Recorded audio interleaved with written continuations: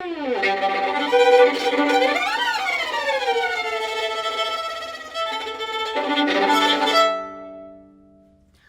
I'm Lisa Groden, and I'm here to talk about one of my favorite subjects, which is historic bows. The bow is the violinist's muse. A historic bow sings and it articulates in the native language of the music that was originally written for it. So you have a soundscape that's recaptured in living color, so it delights us today. And every bow has its own personality. Sometimes I think of it as really having a Great Dane and a Chihuahua. They're both dogs. They are just different. So if you take a 17th century style bow and a modern bow, they can do a lot of the same things, but they just do them differently. There was a very famous violinist named Viotti who said, "Le violon, c'est l'archet," which means the violin, it's the bow. It's all about the bow, and the bow it puts the whole mechanism of the violin to work. I'm going to show you a 17th century bow. This bow is sometimes called a dagger bow. It's pointed, it's really sharp on the end. And sometimes it's called a dance bow or a Monteverdi bow. It slopes towards this point, and it has very little bow hair here. It skips and plays very articulately, and it has a clip-in frog. That is, the frog can be removed. Sometimes you have to put things between the frog and the bow hair when it gets really humid, so you have some traction there. But this kind of bow plays 17th century music unbelievably well.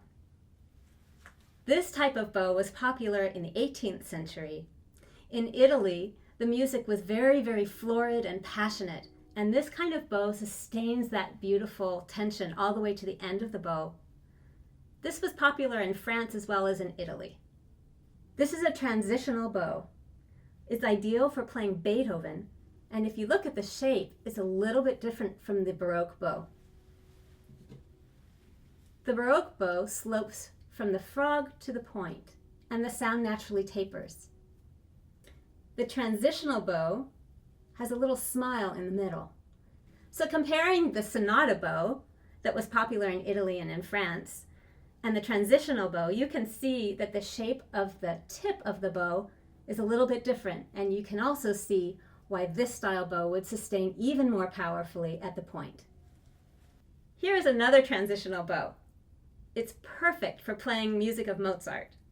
At this time, the bows were not standardized, so you could have a lot of variation in different bows.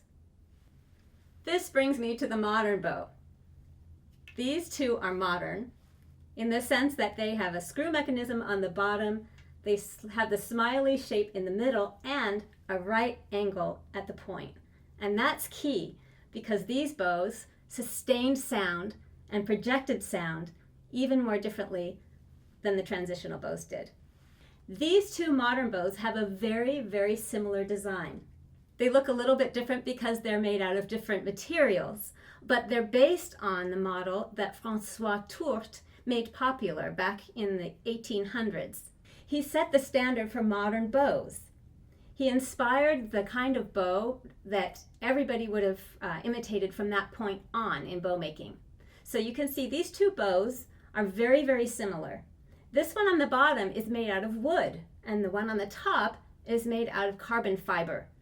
The one on the top does not warp, it does not break as far as I know. The one on the bottom is breakable, malleable, and fabulous. These bows are ideal for modern music. This is a 17th century dagger bow.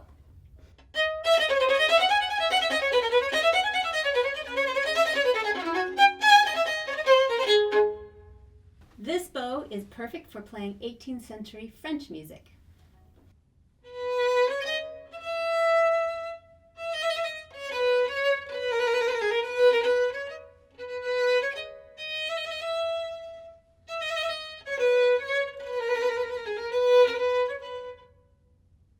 This bow is ideal for playing the music of Corelli.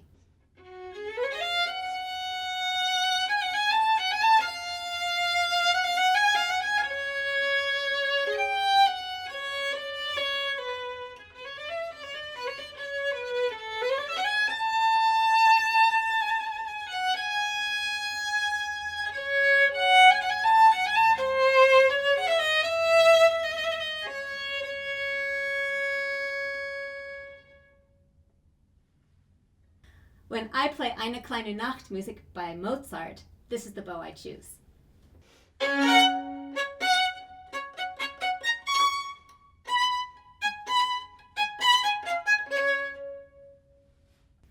Beethoven.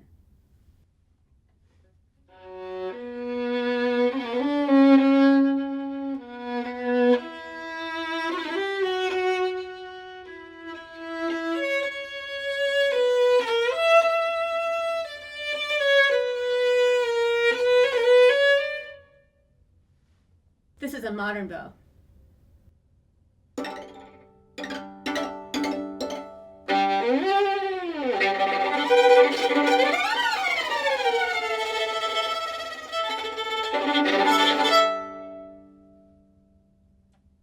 This is Lisa Groden for Voices of Music.